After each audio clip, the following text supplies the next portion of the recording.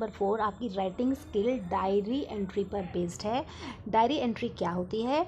Diary entry is one of the most personal and informal categories of writing. एक personal writing होती है diary entry.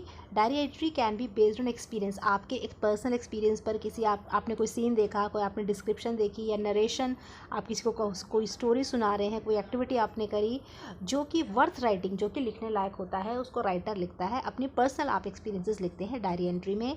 Diary does not need any formal heading. इसमें किसी formal heading की, जैसे आपकी letter में, स्टोरी में हेडिंग डालते हैं, उसकी ज़रूरत नहीं होती है।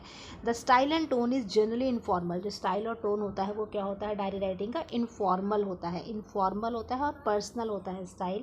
जैसे आप एक इनफॉर्मल लेटर लिखते हो अपने फ्रेंड्स को, उस तरह का इसमें डायरी राइटिंग में स्टाइल होता है। It depends on the subject. और डायरी राइटिंग किस पे डिपेंड करती है? सब्जेक्ट पे डिपेंड करती है।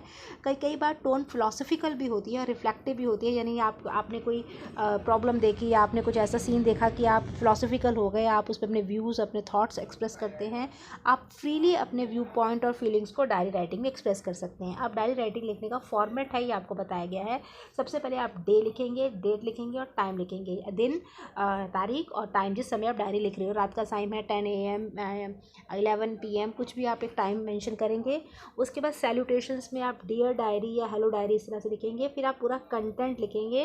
कंटेंट में आप लिखेंगे किस तरह से, डायरी एंट्री में कंटेंट में आप लिखेंगे कि किस तरह से जो भी आपकी फीलिंग्स है, जो भी आपके व्यूज़ हैं, उसको आप यहाँ पर लिखेंगे। अब एक डायरी राइटिंग के लिए आपको एक प्रैक्टिस के लिए एक एक्सरसाइज दे रखी है। आपको कुछ सेंटेंसेस दे रखे हैं जो कि ऊपर नीचे दे रखे हैं। आपको इन सेंटेंसेस को अरेंज करके एक डायरी एंट्री लिखनी है। Let us write Manoj diary by reordering the above meaningful sentences. इन सेंटेंसेस का ऑर्डर गलत है, ऊपर नीचे है, तो आप इसको रीऑर्डर करेंगे। और format has already been put. और फॉर्मेट तो इसका ऑलरेडी आपको बना के दिया गया है। सबसे पहले आप यहाँ पर जब अपनी कॉपीज़ में से करेंगे तो आप डेट लिखेंगे, डे लिखेंगे और डियर डायरी। इस तरह जैसे आप लेटर में लिखते हैं ना, डियर फादर, डियर मदर, इस तरह से आप यहाँ पर डियर डायरी लिखेंगे। अब आप सेंटेंसेस देख लीजिए।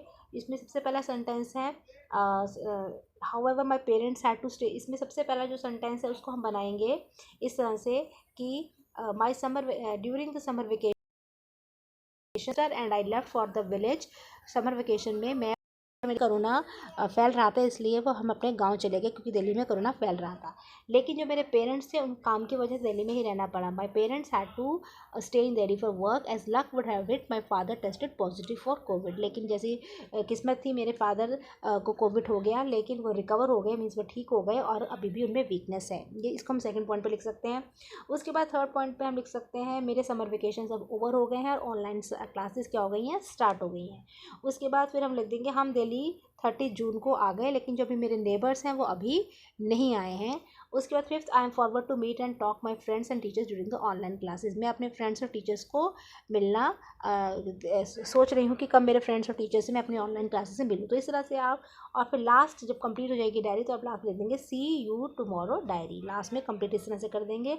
और इन सेंटेंसेस को अरेंज करके आप अपनी डायरी राइटिंग कंप्लीट कर सकते हैं। और फॉर्मेट डे और डियर डायरी आप ज़रूर लिखेंगे।